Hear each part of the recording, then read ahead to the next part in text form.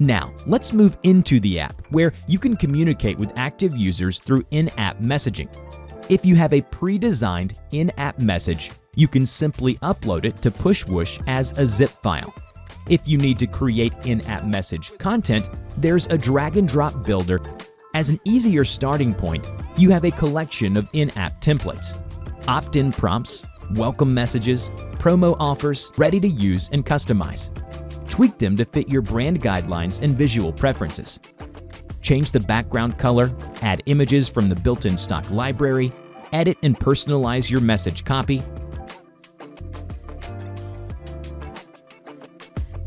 The same tags we use to personalize our push notifications can also be embedded in in-app messages.